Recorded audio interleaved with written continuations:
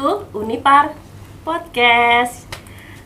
Assalamualaikum warahmatullahi wabarakatuh. Waalaikumsalam warahmatullahi wabarakatuh. Selamat siang, salam sejahtera untuk semua, untuk Dans, untuk Mbak Tiwi, dan untuk Mbak Ina yang cantik.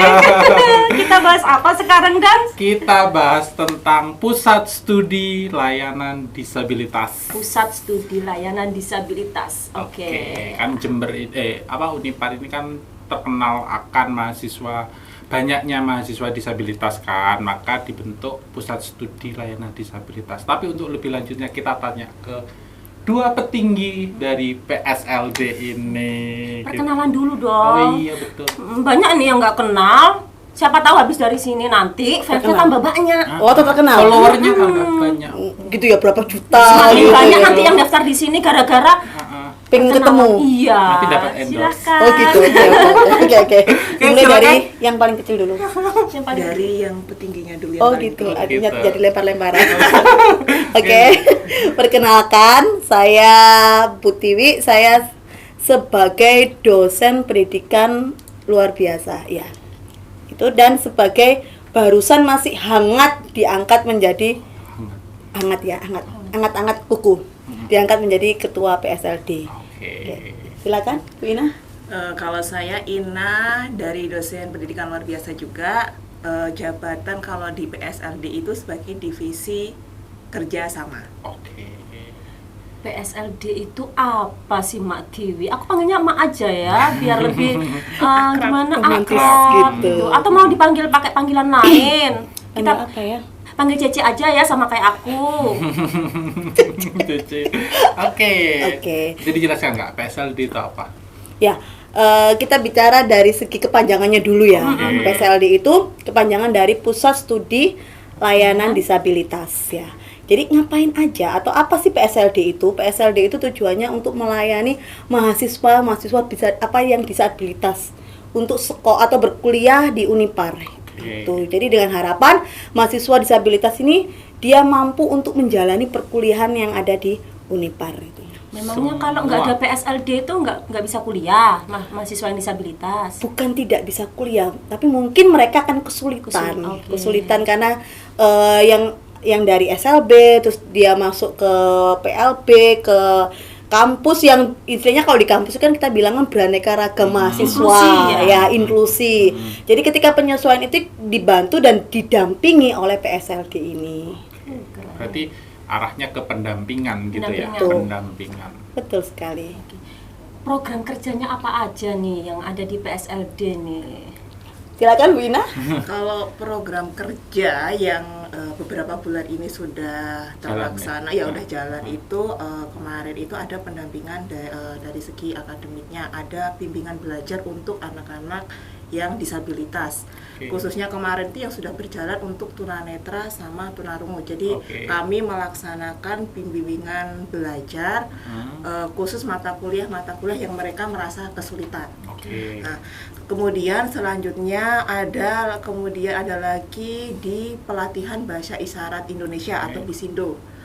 Terakhir minggu kemarin baru terakhir pelatihannya. Jadi kita itu pengen mencetak volunteer di bahasa isyarat atau nantinya mereka jadi interpreter atau juru bahasa isyarat yang nantinya akan melayani mahasiswa tunarungu di kelas. Jadi nanti ada pendampingannya. Kalau yang ini untuk dosen atau untuk semua kalangan mahasiswa juga? Oh, untuk mahasiswa. Untuk pelatihannya kemarin itu masih khusus mahasiswa yang tunarungu sama volunteer. Jadi kami menjaring volunteer itu kemarin ada 9 volunteer. Ada asesmennya, ada sesi wawancaranya untuk menjaring volunteer tersebut. Kemudian dari volunteer itu tadi ada pelatihan namanya Bahasa Isyarat Indonesia atau BISINDO. Ada istilah baru nih, volunteer. Mungkin teman-teman di sini nggak jelas nih Mbak Ina, volunteer itu apa? Volunteer itu intinya membantu mahasiswa untuk mendampingi ketika mereka ada di kelas. Kalau misalnya di dalam pembelajaran kan ada mahasiswa tunarungu, ada mahasiswa pada umumnya. Nah, mereka kan kesulitan menangkap informasi dari dosen. Nah, nanti volunteernya itu atau JBI juru bahasa isyarat itu yang membantu menerjemahkan. Oke.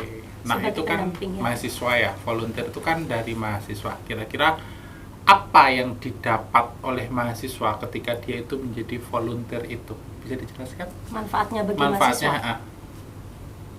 Kalau manfaatnya kemarin berdasarkan itu kan ada mereka itu nanti ada lembar pendampingan Lembar ya. pendampingan. Jadi mereka setiap mendampingi dalam satu mata kuliah full itu nanti ada tanda tangan dari dosen sama dari mahasiswanya. Itu nanti mata kuliahnya apa dijabarkan. Ketika itu selesai nanti dalam satu semester bisa dikonversi ke mata kuliah bahasa isyarat. Nah, mata kuliah bahasa isyarat itu biasanya ada di semester 5. Oh, Atau kalau misalnya mahasiswa tersebut sudah melewati semester 5, maka itu nanti akan masuk ke SKPI atau surat Oke. keterangan pendamping ijazah. oke. Jadi dikonversi ke mata kuliah. Selain itu mereka juga bisa membantu Gerkatin. Nah, Gerkatin itu wadah yang mendampingi tunarungu juga, tetapi dalam suatu komunitas yang lebih besar. Oke. Ada penambahan ilmu nih buat Iya, mahasiswa itu keuntungannya itu. keuntungannya. Tadi 2 program kegiatan yang sudah dijalankan. Ada lagi Mbak Ina? Ada. Untuk program selanjutnya bulan ini rencananya itu mau ada pelatihan JOS. Jos, Berarti oke. itu untuk tunanetra Iya, ya? untuk tunanetra. Itu seperti apa Mbak Ina? Mungkin teman-teman di sini juga nggak ngerti. Saya juga kurang paham nih seperti apa nih pelatihan JOS. Kemudian yang dibutuhkan itu apa? Iya, karena itu kan kalau tunanetra Setahu pasti saya berkaitan kalau- dengan komputer ya, Komputer, laptop. Nah, itu. IT. Karena tunanetra itu kan tidak bisa melihat tulisan yang ada di komputer atau laptopnya. Jadi mereka itu membutuhkan program yang bisa membantu. Salah satunya program yang membantu itu JOS atau ada lagi tuh NDVA. Jadi nanti ketika sederhananya ketika kita nanti mau ngetikkan tulisan itu keluar suara. Oke. Nah, jadi itu bisa membantu. Jadi itu ada pelatihannya karena memang mahasiswa yang baru itu masih ada beberapa yang belum begitu menguasai aplikasi tersebut. Sehingga dari PSLD mengadakan pelatihan tersebut. Insya Allah mau dimulai bulan April ini. Itu untuk mahasiswa aja, dosen enggak. Aku mau Dosen ikut loh. belum. belum menyusul. Nanti insya Allah mungkin program selanjutnya ya. Ya, nanti betul, dari betul. PSLD Jadi bisa. memang untuk bulan April ini kami khususkan dulu untuk mahasiswa yang mengalami hambatan dalam penglihatan. Itu. Kemudian itu kan pasti butuh IT nih. Nggak semua mahasiswa itu punya laptop loh, Mak Tiwi, iya kan? Betul Nah, sekali. terus untuk menjalankan program itu bagaimana solusinya? Ya, itu. Jadi untuk menjalankan itu salah satunya mungkin kami bisa dibantu oleh beberapa dosen yang memiliki laptop. Oke. Itu. Seperti itu. Atau menggunakan lab di sini kan ada Di lab lab set, IT ya, ya, IT. lab IT ya, mungkin bisa dimanfaatkan kan di sini? Bisa mungkin bisa. Jadi nanti kami rencana untuk JOS itu kami akan memanggil pelatih dari luar untuk membimbing mahasiswa ini untuk berlatih bagaimana sih cara mengoperasikan JOS ini, sehingga mereka kalau kita bicara tentang dunia perkuliahan kan kita bicara tentang hal-hal yang teknologi Iya, gitu. benar. Jadi supaya mereka pun juga bisa beradaptasi dengan teknologi. Oke, berarti ada kayak perubahan gitu ya. Mereka harus terbiasa gitu. Yang awalnya mungkin konvensional Iya, seperti itu waktu mungkin dulu di SLB-nya atau di sekolahnya gitu. Sekarang kuliah juga harus ya terbiasa dengan teknologi itu gitu. Ya, terutama untuk kuliah kan sangat butuh banget itu. Betul sekali. Setelah 3 tadi ada lagi nggak Mak Tiwi yang program kerja ini yang akan direncanakan bulan depan ini? Ya. Jadi kalau yang untuk JOS itu ya yang sudah pasti akan kita lakukan seminggu 1 kali. Oke. Karena kan mahasiswa juga sedang sibuk-sibuknya kuliah. Jadi kami juga tidak ingin mengganggu perkuliahan mereka. Dan selanjutnya kemungkinan kami akan mengadakan orientasi mobilitas juga. Seperti apa itu? Pelatihan orientasi. Jadi supaya mereka mengenal tentang lingkungan-lingkungan di kampus, mereka bisa belajar mandiri. Gimana sih caranya ke ruang A1, kemana mereka bisa perpustakaan. berjalan, iya, tanpa harus dituntun oleh temannya. Oke, Itu berarti untuk yang tunanetra ya, Betul, untuk betul. tunanetra gitu. Apakah fokusnya hanya 2 aja, tunarungu sama tunanetra? Karena sebagian besar Yang mahasiswanya disabilitas itu kan tunarungu sama Oke. tunanetra. dan juga ini mahasiswa tunadaksa. Gitu. Oke. banyak ya program kerjanya ini. Kemudian saya pengen tahu nih keterlibatan pimpinan nih di perguruan tinggi terhadap kegiatan di PSLD ini seperti apa? Apakah ada dukungan atau seperti apa? Bisa dijelaskan? Oke. Saya ingin tahu. Siapa yang mau menjelaskan kira-kira? Ayo kita home aja. Oke. Iya sih. Keterlibatan dari pimpinan Unipar terhadap program PSLD ini sangat banyak ya. Salah satunya kemarin kami juga diresmikan, artinya kami juga diakui, didukung ya. Dan setelah itu dengan beberapa fasilitas-fasilitas kampus yang boleh kami pakai PSLDKP pakai itu termasuk buat kami juga termasuk salah satu dukungan dari pejabat Unipar. Mudah memberikan izin gitu ya. Iya, betul sekali, sangat mudah. Artinya kan berarti Unipar menandakan bahwa Unipar ini sudah sangat terbuka dengan mahasiswa-mahasiswa disabilitas. Tidak hanya terbuka sih, tapi juga mampu melayani mahasiswa disabilitas. Memahami kebutuhannya ya, Betul seperti sekali. itu. Ada nggak nih ganjalan atau ada nggak unek-unek nih yang perlu disampaikan terkait program kerjanya PSLD nih biar bisa berjalan lancar, itu ada nggak nih unek-unek yang ingin disampaikan? Oke. Untuk harapan terhadap pimpinan, salah satunya yang paling penting saat ini itu PSLD itu masih belum punya ruangan tersendiri. Oke. Ya, jadi ruangan untuk PSLD itu masih gabung sama lab PLP, masih jadi satu. Oke. Jadi harapannya ke depannya nanti punya ruangan tersendiri sehingga ketika kami ingin melakukan pelayanan advokasi kepada mahasiswa disabilitas atau ada pelatihan-pelatihan yang lain sudah ada ruangan tersendiri. Oke. Nah, yang kedua yaitu berkaitan dengan aksesibilitas di kampus. Nah, aksesibilitas yang sudah tersedia itu kan di depan FKIP itu ada Jalan. semacam jalan atau Akses ramnya. untuk lebih Nah, mudah. yang lain itu kan masih belum akses untuk mahasiswa-mahasiswa yang disabilitas. Salah Oke. satunya misalnya untuk mahasiswa yang tunadaksa, yang tidak punya misalnya tidak ada kakinya, belum tangannya, atau misalnya ada hambatan di kakinya, itu kan kesulitan kalau misalnya mau naik ke lantai 2 atau ke lantai 3, itu mereka kesulitan. Jadi salah Bisa satu dibuatkan lift mungkin. Nah, bisa lift saran-saran atau bagus. Hai Pak Rektor, hai. Kita menunggu nih perbaikan gedungnya. kemudian untuk mahasiswa yang tunanetra kan mereka kesulitan untuk cari orientasi mobilitasnya. Salah satu yang kesulitannya itu mereka belum ada penandaan. Oke. Penandaan mengenai Penandaan misalnya ruangan ini, ruangan kelas A yang di bawah itu misalnya kan ada tulisan braille-nya. Oh, di sini kelasnya. Oh, Jadi iya. sudah ada Penting. misalnya Iya, ruangan oh penting. ini kantor FKIP. Oh, misalnya ini ruangan rektor. Oh, ini ruangan wakil rektor. Nah, itu kan ada penandaan tulisan braille-nya. Jadi mereka bisa meraba dari situ. Penting sih itu sebenarnya.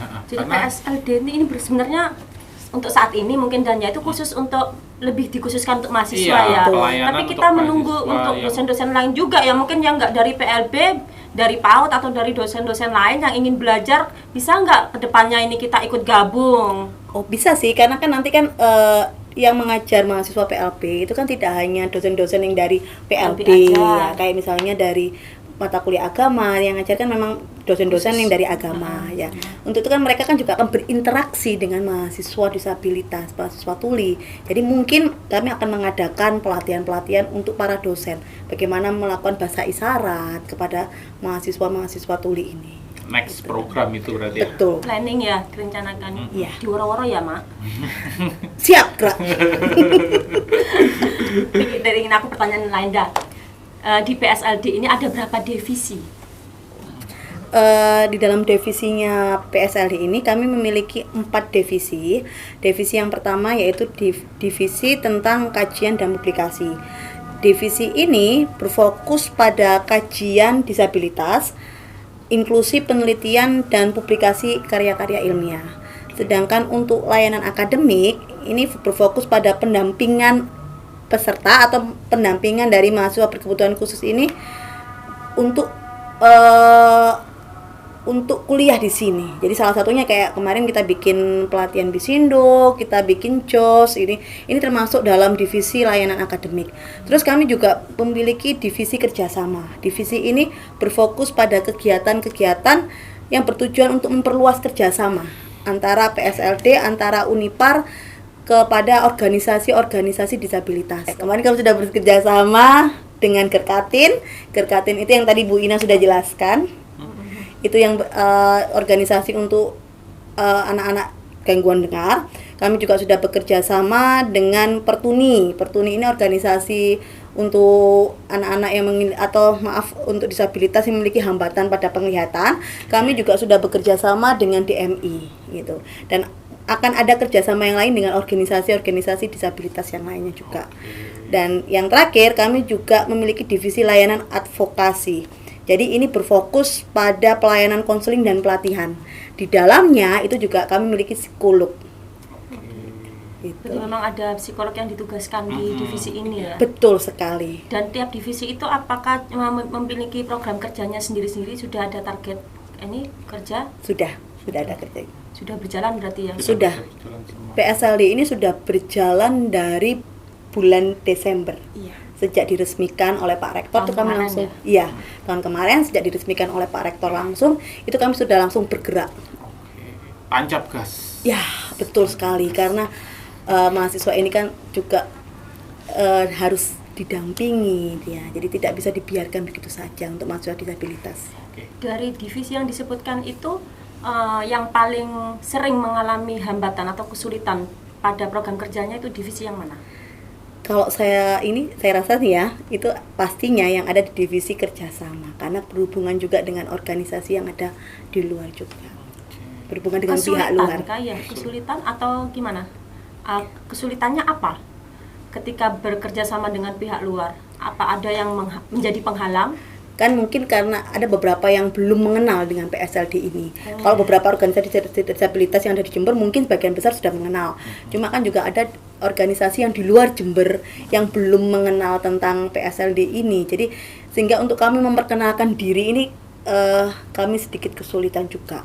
Dan ada lagi nih yang ada lagi satu divisi yang juga mengalami kesulitan, yaitu divisi layanan advokasi, karena ini kan berhubungan dengan pendampingan psikisnya mahasiswa. Bagaimana meyakinkan mahasiswa bahwa kalian ini baik-baik saja di sini, kalian tuh diterima, nggak usah minder, nggak usah inilah. Berarti kalau sudah gitu ada keluhan ya dari mahasiswa yang merasa dirinya mungkin kurang dihargai di lingkungan ini mungkin. Kalau itu? Keluhan secara langsung mungkin tidak, tapi secara gestur kan biasanya terlihat ya. Kalau mereka lebih tertutup, ketika mereka bergaul, ketika mereka bergaul dengan teman-temannya yang tidak ada hambatan. Kalau mereka dulu di SLB kan mungkin sama gitu. Jadi ketika mereka ada di lingkungan yang inklusi, ya ini mungkin mereka sedikit-sedikit kurang percaya diri atau kurang apa, sehingga perlu adanya layanan ini, advokasi. Itu kontinu kah? Iya, jadi kalau setiap mereka membutuhkan pendampingan kami ada. Ketika ada mahasiswa seperti itu nih, kan berarti kan ada pendampingan dari dosen ya. Patokannya apa ini? Ketika mahasiswa ini sudah tidak perlu lagi ada pendampingan, dia sudah siap untuk belajar bersama dengan teman-temannya, itu ada ukurannya apa enggak? Ya, jadi kalau patokan dari pendampingan mereka secara advokasi ya, itu ketika kami dari pihak psikolognya itu memiliki patokannya berupa asesmen. Jadi kami melakukan asesmen terhadap mahasiswa ini. Sampai ada laporan tertulis dari seorang psikolog ya? Iya, betul sekali. Karena psikolognya juga nanti akan memberikan aba-aba kepada kami. Ini sudah siap. Ini dia secara mental sudah tidak apa-apa atau sudah tidak minder atau sudah apa gitu. Jadi kami ada sendiri patokannya sendiri dari psikolog. Seperti laporan ya, raport gitu ya. Betul. Okay. Selama ini mahasiswa yang disabilitas di Unipar ini saya pernah menemui itu ada yang didampingi oleh orang tuanya, ya seperti itu ya. Betul. Kemudian ada nggak nih, pernah nggak menerima keluhan nih dari orang tuanya? Secara orang tuanya saya lihat ini tidak ada ini normal gitu loh. Secara pada umumnya ada nggak pernah ada keluhan nggak? Dia melihat di Unipar memang dia ramah terhadap lingkungan, menerima disabilitas, tapi kenyataannya kan kalau kita lihat kita masih perlu banyak ini pembenahan mengenai terutama sarana dan prasarana nih, toilet, kelas, ruang kelas ya kan, lab. Saya pikir itu akan menjadi pertanyaan nih buat orang tua. Nah, pernah ada keluhan seperti itu enggak? Mungkin, protes? Kalau protes secara langsung mungkin belum terdengar. Cuma Tapi sekali lagi dari gestur orang tua, dari biasanya celetukan-celetukan yang dikatakan secara spontan, tidak secara formal pun biasanya juga dapat kami tangkap tentang kondisi seperti itu. Mungkin orang tua mungkin dia lebih memahami gini ya, yang penting diterima dulu lah, nyaman dulu dah gitu ya, untuk yang lain menyusul gitu ya. Tapi ya perlu juga sih diketahui oleh orang tua. Jadi ketika mahasiswa ini, anak mahasiswanya ini ada di perkampusan kita, ya artinya orang tua harus sedikit membuka anaknya. Yang terkait dan tentang, tapi kan dia belum bisa, nanti belum tahu jalannya ke atas gimana, ruangan kelasnya yang gimana, ya itulah fungsinya dari sebuah PSLD gitu. Karena salah satu program kerja kami itu kan juga ada UM, orientasi mobilitas. Jadi kami memperkenalkan lingkungan kampus ini kepada mahasiswa disabilitas dengan harapan mereka bisa menjadi mahasiswa yang mandiri. Jadi sebenarnya kan orang tua itu juga bisa ya konsultasi ke PSLD, itu bisa ya, nggak harus si anaknya yang disabilitas itu ya, maksudnya orang tuanya juga bisa gitu. Bisa sekali. Kami sangat terbuka terhadap semua masukan, baik semua kritikan, baik dari segi mahasiswanya sendiri maupun dari segi orang tua. Kami PSLD sangat terbuka sekali. Tadi kegiatan di PSLD sudah dijelaskan, kemudian masalahnya juga sudah ada. Sepertinya banyak sih kalau saya lihat itu. Ada nggak kegiatan PSLD yang berhubungan dengan evaluasi kinerja? Dilakukan berapa bulan sekali nih evaluasinya? Kalau evaluasi kinerja itu misalnya setiap selesai kegiatan kami itu selalu membuat laporannya. Jadi setelah membuat laporan nanti baru dibicarakan bersama dengan divisi-divisi yang lain. Jadi misalnya seperti kemarin setelah selesai bimbingan belajar, misalnya mahasiswa yang disabilitas A, B, C, misalnya mahasiswa yang tunanetra, oh dia sudah menguasai mata kuliah ini. Ada lagi mahasiswa yang belum menguasai mata kuliah yang B. Maka dari itu kami setiap dari dosen melakukan laporan masing-masing. Setelah dari laporan masing-masing, terus kami bicarakan bersama-sama atau kami melakukan rapat. Jadi dari rapat tersebut kami menyimpulkan, oh misalnya butuh pendampingan yang seperti ini, butuh layanan yang seperti ini. Itu nanti dilakukan setelah selesai kegiatan. Berarti di akhir semester ya? Di akhir kegiatan? Di akhir kegiatan, bukan di akhir semester. Jadi setiap selesai kegiatan, misalnya selesainya di minggu yang keempat. Nah, biasa 2 hari atau 3 hari setelahnya itu sudah ada pelaporan. Oke, dan seharusnya cukup tentang PSLD. Kita bisa mengundang lagi mereka nanti setelah programnya. Ada program kerja yang baru yang bisa di-share. Terima kasih buat Mak Tiwi, buat Mbak Dina. Ada lagi kah? Ada pesan nggak sih dari tim PSLD? para pimpinan PSLD kepada pimpinan kampus nih, kira-kira butuh dukungan yang seperti apa sih PSLD itu? Mungkin kepada Pak Rektor? Oke, kepada Pak Rektor ya. Saya hello dulu dong. Hai Pak Rektor. Oke. Tapi rektor Unipar ini ya sangat luar biasa. Kenapa kok bilang luar biasa? Karena mungkin karena masih muda ya, sehingga semangatnya itu enggak, biasa aja.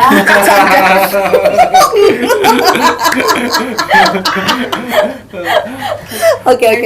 Ya. Terima kasih buat Pak Rektor, terima kasih buat para pejabat-pejabat Unipar yang sudah bersedia untuk mendukung PSLD ini, bersedia untuk membantu teman-teman disabilitas ini. Terima kasih, dan kami harap para pejabat ini mampu untuk mendukung kami selalu, baik dari segi moral maupun finansial. Ya, itu yang dikatakan. Oke, itu untuk pimpinan ya. Betul. Kemudian ada nggak yang mau disampaikan itu untuk mungkin, karena kan seperti yang dikatakan Cece tadi kan banyak orang tua yang masih mendampingi gitu ya ke kampus. Ada nggak sih untuk yang orang tua nih yang anak-anaknya disabilitas dan kuliah di sini, ada yang ada pesan yang ingin disampaikan untuk orang tuanya? Itu. Untuk para bapak ibu yang mempercayakan anaknya berkuliah di Unipar, tidak perlu khawatir. Kami dari pihak PSLD, kami akan mendampingi anaknya bapak ibu, dan mungkin untuk orang tua yang lain yang memiliki anak disabilitas, yang bingung nanti kira-kira kalau kuliah anak saya diterima nggak ya, mungkin kan ada kayak gitu ya. Unipar ini sudah sangat-sangat ramah terhadap mahasiswa-mahasiswa disabilitas. Jadi jangan ragukan anaknya untuk berkuliah di sini, terutama untuk mahasiswa yang disabilitas, bahwa ketika anaknya Bapak Ibu itu berkuliah di sini, anaknya Bapak Ibu itu tidak sendirian. Ada PSLD yang akan mendampingi dari awal masuk sampai lulus ya, sampai lulus dengan selamat. Gitu Cica. Iya Dan. Oke, terima kasih kepada Bu Tiwi dan Bu Ina atas kedatangannya di podcast kali ini. Mungkin nanti ya kalau ada program baru lagi kita undang lagi untuk apa ya, sesuatu yang baru Dan semoga ada perubahan yang lebih baik nih ya. Betul. Amin. Dan tentunya dukungan dari semua pihak. Amin. Oke. Terima kasih. Gitu Sampai aja. jumpa di podcast selanjutnya. Assalamualaikum warahmatullahi wabarakatuh. Salam podcast.